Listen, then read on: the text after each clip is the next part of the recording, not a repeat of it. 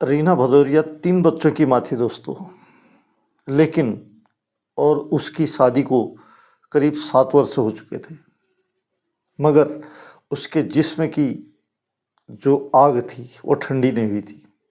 और यही कारण था कि वो 7 वर्ष उसके शादी के होने के बाद, 3 बच्चों की माँ होने के बाद, उसको हर 6 महीने साल भर में एक नए मर्द की तलाश होती थी।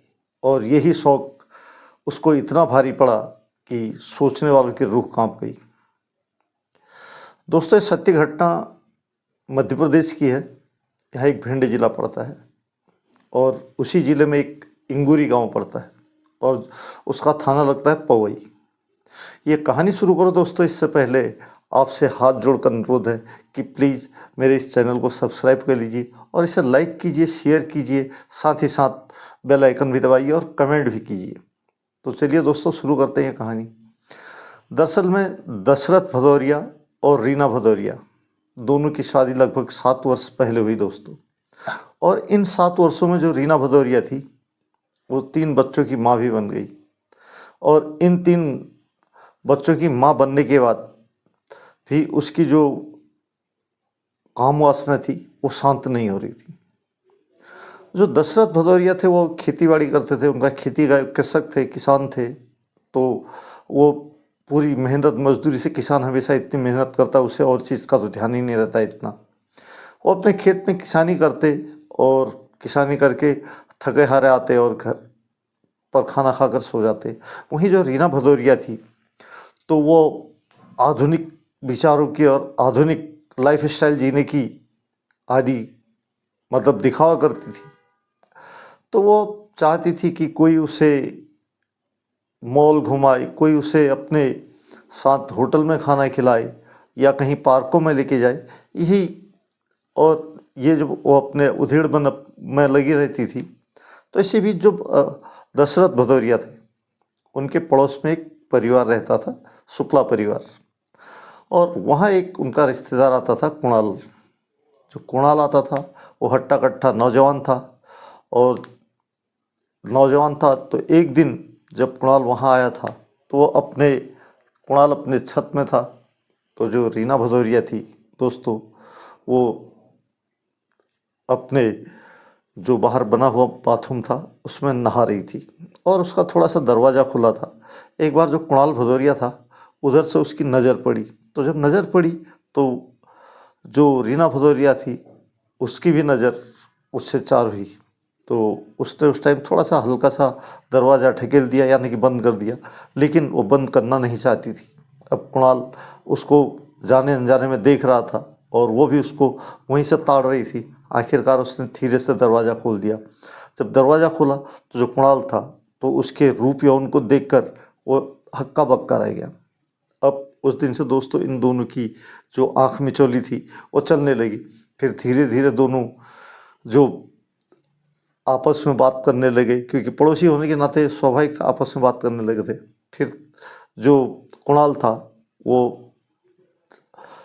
कहीं बाहर काम करता था, बनमौर में। वो एक एरिया पड़ता है दोस्तों बनमौर, वहाँ इंडस्ट्रियल एरिया, वो वहाँ काम करता था। वो जो भिंड से करीब 400 किलोमीटर दूर है।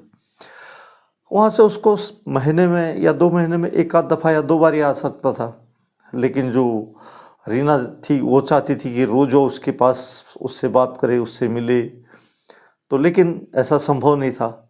और वो जब भी आता था तो अपनी मोटरसाइकिल से जो रीना भदौरिया थी उसको घुमाने के लिए ले जाता था। और इसमें जो दशरथ भदौरिया था उनको भी कोई एतराज़ नहीं था और वो भाभी भाभी करके उसको बुलाता था और उसको पड़ोस के जो एक मार्केट लगता है वहाँ लेके जाता था, उसके लिए ख़रीद फरोख्त करता था और अपने ही पैसों से, और उससे घर छोड़ता था। फिर धीरे धीरे इन दोनों के बीच में प्यार की पींगें बढ़ने लगी। और फिर एक दिन ऐसा आया कि जब जो दशरथ भदौरिया थे वो अपने खेती में काम करने के लिए पहुंच गए और जो बच्चे थे वो स्कूल चले गए। अब घर में कोई नहीं था। जब घर में कोई नहीं था तो यहाँ कुणाल जो उसके पड़ोस में रहते थे वहाँ कुणाल आया था। कुणाल ने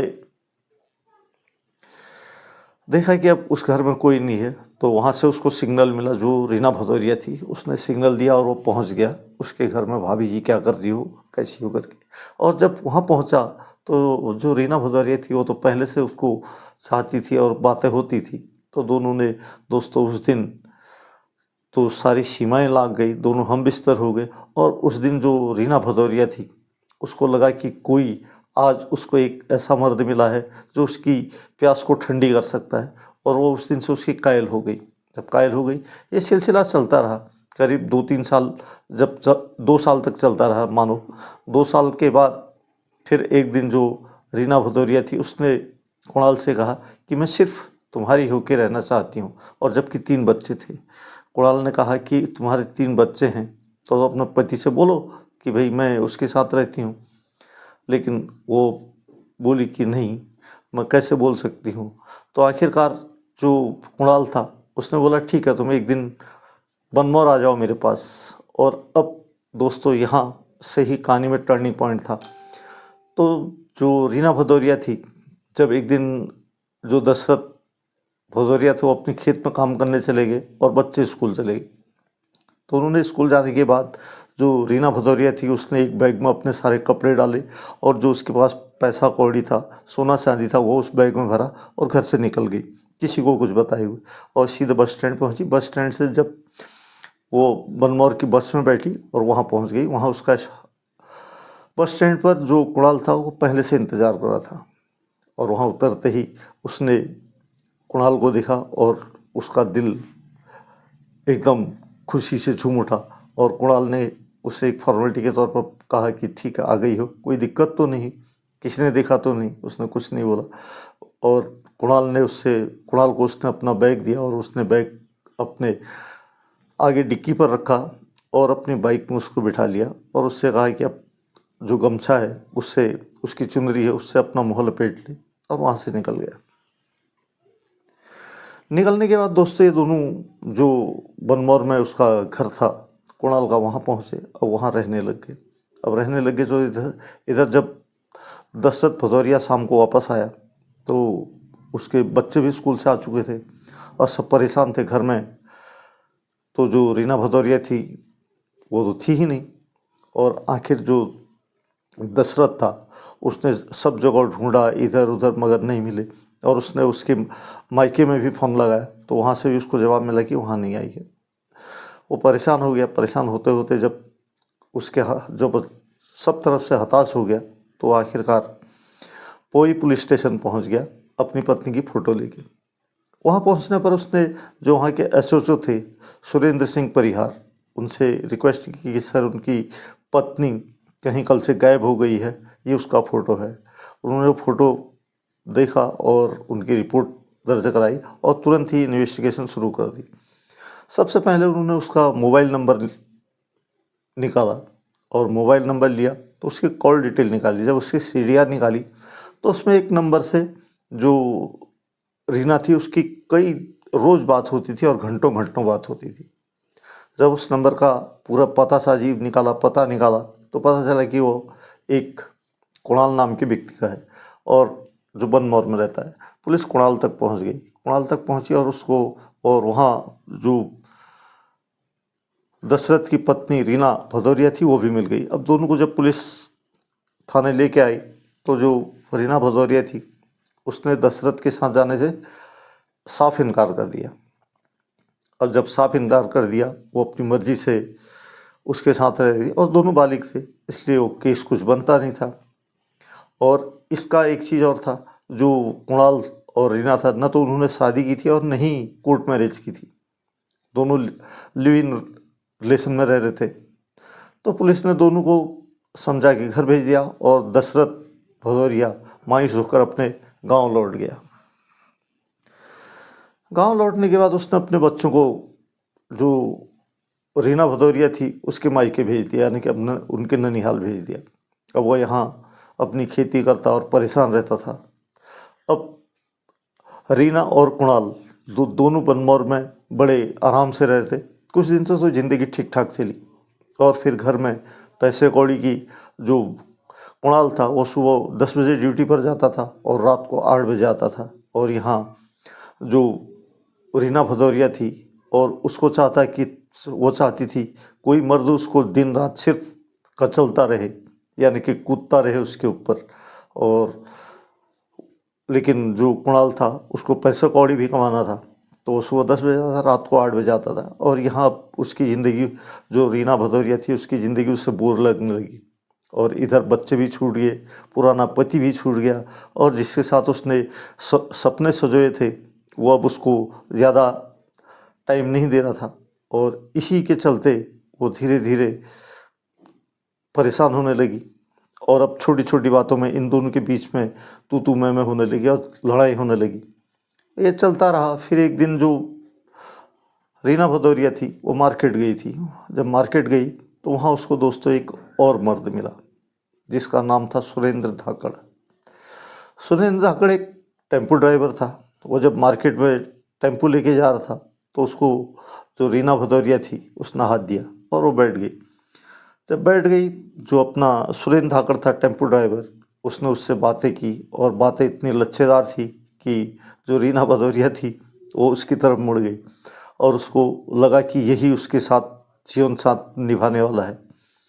जब ये हुआ तो दोनों ने अपने फ़ोन नंबर भी एक दूसरे को एक्सचेंज किए। अब फ़ोन पर दोनों की बातें होने लग गई। जब दोनों की बातें होने लगी धीरे धीरे, और जो सुरेंद्र धाकड़ था वो जो रीना भदौरिया थी उसे कभी घुमाने ले जाता, कभी किसी मंदिर में ले जाता, कभी किसी गार्डन में ले जाता, और कभी किसी मॉल में, और उस पर खर्च भी करता। जो रीना भदौरिया थी वो खुश होने लग गई, और उस जब होटल में उसके साथ कहीं रेस्टोरेंट में नाश्ता वास्ता करती तो वहाँ उससे अपनी आप बीती बताती। और जो सुरेंद्र धाकड़ था वो उसको पूरा सांत्वना देता था और उसका पूरा हमदर्द बना रहता था, और वो ग्वालियर का रहने वाला था। फिर वो एक दिन जो रीना भदौरिया थी उसको ग्वालियर अपने रूम में ले आया, जो ग्वालियर का शील नगर है वहाँ। उसने अपने जो मकान मालिक था वहाँ किराए पर रहता था, उसको बताया कि वो उसकी पत्नी है। तो दोनों वहाँ पति पत्नी के तौर पर रहने लगे। और इसी बीच जो रीना भदौरिया थी उसने अपने बेटे को अपने मायके से अपने पास बुला लिया, और उसको बुलाने के बाद जो सुरेंद्र धाकड़ था उसने उसके बेटे को एक नज़दीक की बेकरी में काम पर लगा दिया, जो सुबह जाता था 9 बजे और रात को 9 बजे आता था। अब सुरेंद्र जो था वो टेम्पो चलाता था। वो टेम्पो लेके एक दिन सुरेंद्र मंदिर गया था। जब मंदिर से वापस लौटा तो उसके पैरों तले ज़मीन खिसक गई दोस्तों। जब वो मंदिर से वापस लौटा, दरवाज़ा रूम बंद था, और जब रूम बंद था तो दरवाज़ा अंदर से बंद था। अंदर से बंद था तो वो अंदर कुछ ऐसी आवाज़ आ रही थी जिसे सुनकर उसका दिमाग चकरा गया।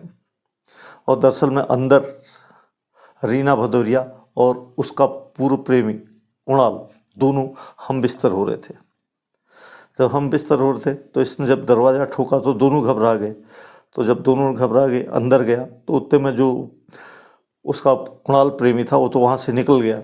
अब बची सिर्फ रीना भदौरिया। रीना भदौरिया से इसने तू मैं होने लगी, और दोनों के बीच में लड़ाई बढ़ गई दोस्तों।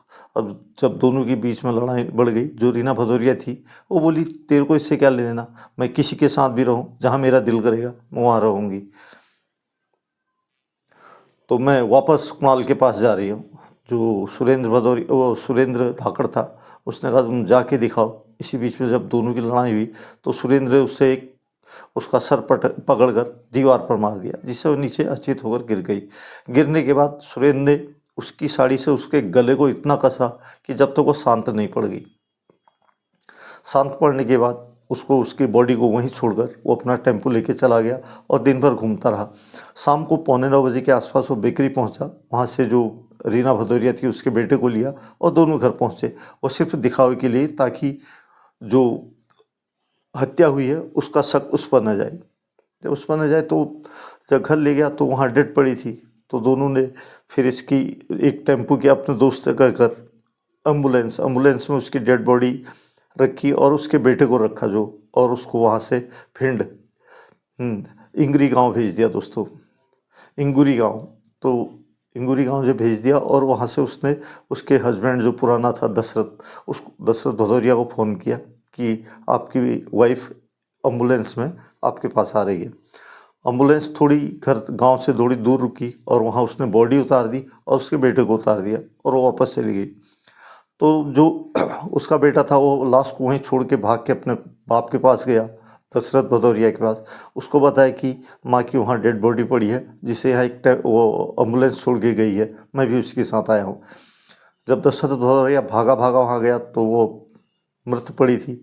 उसने देखा कि उसके सर से खून बह रहा है, कानों से भी खून बह रहा है और उसके गले में एक नीला निशान है। वो तुरंत ही पवई थाने गया। वहाँ उसने सुरेंद्र सिंह परिहार जो एसएचओ थे उनसे पूरी रिपोर्ट दर्ज कराई और हत्या का केस दर्ज कराया।